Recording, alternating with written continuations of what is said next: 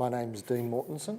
I have a business called Scenes by Dean, where I create storyboards and concept illustrations for film, advertising, event companies, brand installations, etc.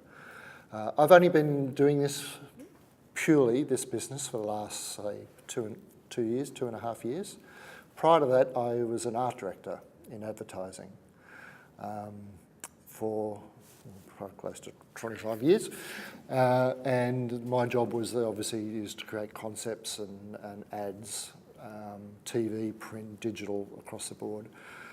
What I found though, was most of the time I was doing my own concept illustrations and storyboards myself. Not that I couldn't use other artists, they just didn't understand a lot of the conceptual notions about the job at hand. And since I've gone out on my own, that's the skill set that, or the little niche that I have, which actually gives added value to my clients, knowing that I can understand a concept and bring that to life rather than just drawing what I'm told or what I see, yeah. Unlike a lot of artists or storyboarders, even over in the States, is I start traditionally with that and that. I only finish on that when I need the colouring or doing renditions, but I always start doing pencils and line work. I think the reason for that is it's for me it's quicker, but it's an important part where I guess the skill of drawing is very important to be able to bring something to life in front of a client. I mean, one of the things I do is when I'm getting a brief is I have what's my little book of ideas and concepts. So I'll sit down with them and I'll thumbnail. And that's what usually ends up on paper. And from there, I will then use my illustrations and I'll do like a storyboard frame from pencils like that, and then I'll scan that and then I'll finish that into a full colour rendition. So it's a mix of both the traditional and the digital. There's a couple of artists who I've taken inspiration from, and one particular, not so much I copied his style, but I just love his pencil style. There was an artist called Sherman Labby, and I think he's dead now, but he did a lot of the original boards for Blade Runner, Ridley Scott's Blade Runner, and they were just beautiful, pencil shaded, very dramatic, very graphic, a lot of times very simple, but they showed a really lovely light and play on characters' faces. He was one of my influences. Another guy called Dean Travelouris. Dean Travelouris was Francis Ford Coppola's production designer, and he did a lot of frames for Apocalypse Now, one of my favourite movies. And his work, he did basically biro and watercolour, and there was a sequence he storyboarded for the attack on the village with the helicopters, and again, beautiful work. You know, there's a lot of time putting into it. I'm not sure that he would have done it for every sequence in the movie, but his work. Saul Bass was a designer in the 50s, did a lot of graphics for movies, like for Alfred Hitchcock, his most famous one, and movie posters. His most famous one was the opening title sequence for North by Northwest, where all the graphics came across the buildings. But he also did a lot of storyboards for Alfred Hitchcock. Psycho, very simple pencil frames, but again, just capturing, and they're almost graphic, you know, almost like very simple and graphic, which he was a graphic designer, but the sequence to show the knife coming through and her reaction, shadows through the shower, beautiful, beautiful work. And then of late, again, he's probably influenced my line work more than anything. It's a guy called Joe Johnson. Joe Johnson, he's a director now, but he started off doing storyboards for Star Wars with George Lucas. And he would always use, and this was before digital, and he'd use markers and grayscale markers for light and shadow. And he storyboarded a lot of the special effects sequences, but there was a real draftsmanship to his style. And again, all these different artists have influenced me in different ways.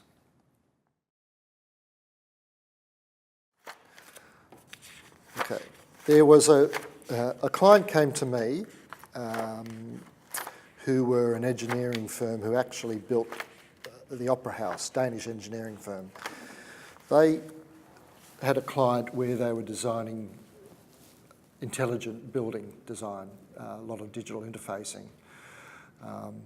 And all they had was like a PowerPoint presentation of what the tech was, and it wasn't very human, and you could see what it did, but how could it be brought to life in usage?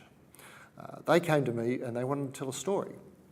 And that's the thing, that's the common denominator with all my clients, is at the base of it is storytelling. Storytelling can happen in film. It can be used in TV commercials. It can be used in this example, which I'm about to show you. It can also be used in events, telling a story, a journey of how a person arrives to an event. What's the experiences that they experience as they go through the experience. You know, how do you bring that to life, the journey, rather than just showing, you know, a single concept illustration? So this particular client came to me and they had a script of telling a story. So I sat down with them and went through their script and made some suggestions, and pretty well went through some thumbnails initially, and had those signed off. My next step was then to do pencils.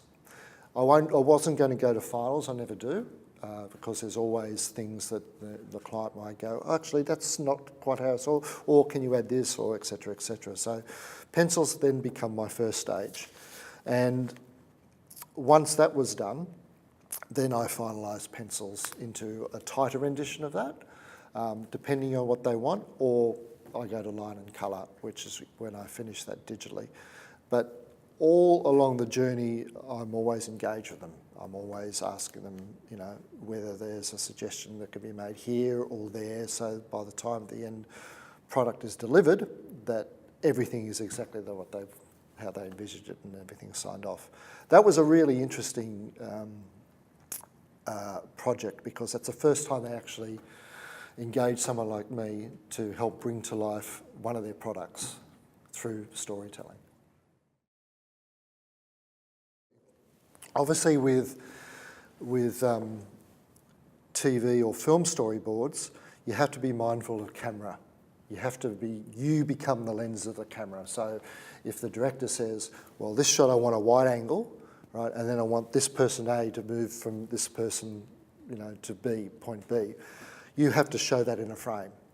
And that's specifically, you have to draw it like it's a wide angle lens. It may be anamorphic slightly. There may be someone in the foreground which is out of focus. How does that person get from A to B in one frame? You draw an arrow. That becomes the action, right? Or if the camera is panning from one side to the left, how does that come to life? Well, sometimes you may have to draw a long frame that's not your normal your frame ratio, and you draw an arrow to show that the camera is moving from this part of the action to that part of the action. Sometimes you need to draw a piece of action outside of a frame to show that the camera is moving up. So there's always stuff, little notes, little graphic representations to show a move. Where it comes to telling a story in an experiential sense, it's not so much the cinematic language that you're invoking to put into a drawing. It's more showing the scene, showing the emotion. How is this person reacting to what they're seeing? You know, are they talking to someone else to share the experience? So it becomes more of a snapshot of the scene rather than the dynamic movement that you would get in film or television commercials. Drawing emotion or emotional responses in characters is also very important. You have to be good at drawing faces, not just caricatures. You have to be a good storyboard artist is also a good life drawer, be able to draw figures, because, and even though everyone has different styles, some are more simplistic, some are more detailed. I would say I'm in between, because you can go from cartoony caricatures as a storyboard, and you can still get that same emotion. When Pixar storyboard artists draw out their whole sequence, they're very, very simple, just a few lines. But because it's animation, they can draw like a simple eye or an explosion of face of fear or awe, etc. Right down to a more detailed storyboard artist who would bring that to life in a very, very detailed frame. It's important to show what the emotion is. Otherwise, it just becomes like, how is this person engaged with what they're seeing or what's going on, etc. And with all storytelling, emotion is very much a part of that. Animators, what they do is they film themselves. They'll film themselves going through these emotional actions or stances or body languages. And then what they'll do is they'll sit there and they'll draw the animated versions of themselves with faces. Because you always need extra visual assets to help you bring something to life. A lot of times I'll go on to Google Image if I don't know what something looks like, and I'll use that, etc. We don't have the mind palaces that Sherlock Holmes has that we could just tap into and we go bang. It's very rare that people can do that. So you always need to be able to get other examples or other input to be able to help you bring to a certain look or a feel or an emotion to life in a sketch. Storyboards become part of the mix of bringing an idea or a theme to life. They're not the be-all and end-all. As a rendition of a computer rendition or a digital rendition of an experience is not the be-all and end-all after. The two can work really well together. A lot of my clients, one was for a camera brand where they were designing this bespoke retail experience where professional and amateur photographers can go and be part of a community. They could hire gear, etc. They could go and do their desktop photography, all that kind of thing. So it became more than just a storefront. I was engaged to do concept illustrations of the stores, but also to show those little pieces of almost lens areas where people were engaged in their craft or talking to another photographer or sharing their pictures or downloading something from a photo library site or even shooting macro photography. You wouldn't be able to see all those little activities or actions in just one big illustration. So that's a perfect example of where you had your overview theme and then just peppering little experiences to show the journey, to show people engaged with what they're doing and how they're engaging with the product or the experience through storyboards. Time can be easily shown by light and dark. I mean, there was a sequence I had to do for a client where it went from day to night past. There was this big object in the middle of a city square and it sat there for 12 hours. How do you do that? Well, you can do that in 3 frames. You show it there with the sun setting, and then you've got another frame with the moon there, and then you've got another frame with the sun rising again. So in 3 frames, you showed night passing. That's a very simplistic example. For something like hours, I mean, clocks on the walls, I mean, some little thing that denotes time passing.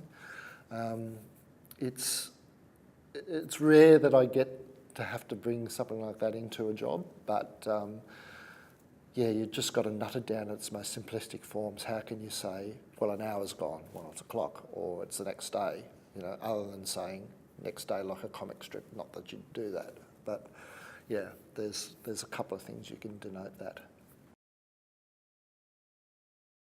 The only way text comes into boards is if there is something like, for instance, on a screen, like someone's looking at a screen and I need to put some information on a screen. That's the only time, you know, it's got to be inclusive in the frame. It's got to have meaning. Why is it there? You know, if someone's you've got a shot over the shoulder and someone's on a laptop and they're looking something on the screen, what are they looking at? Is it says whatever it is. You know, that's about the only time. So it's all contextual within the story.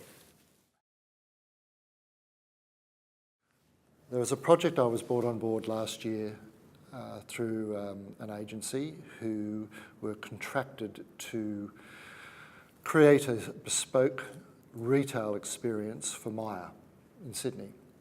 Myer Sydney had its sixth floor at the time was a storeroom, and what their brief was to bring in brands that could have their own bespoke little areas and also create a seasonal experience like for Christmas, etc. But it was the 360-day activation.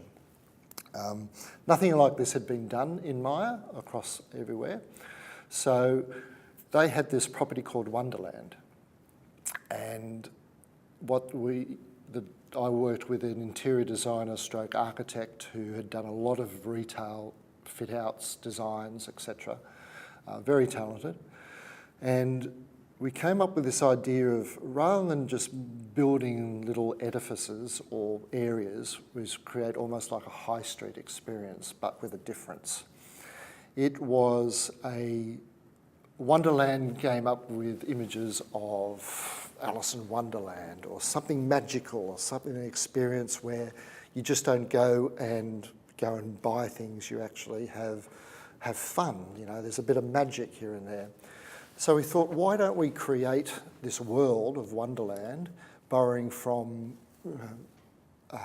Tim Burton or Alice in Wonderland, Jules Verne, create this bespoke experience and this feeling. But rather than building everything, we hand drew the whole facade. So it became like whether it was a line of shops, it was all hand drawn. The walls were hand drawn. It took me about 4 months and over 1,000 hand drawn illustrations to bring this to life. And each time I did an illustration to scale, it was then scanned and vectorised and then printed up onto the facade. And not only that, there were experiences that people could have in there. They could take selfies of them, almost like a trompe l'oeil design using my illustrations. They could get postcards of themselves within the illustrations. It became a whole big brand experience. That was a fantastic job to do. And thankfully it won a lot of awards around the world.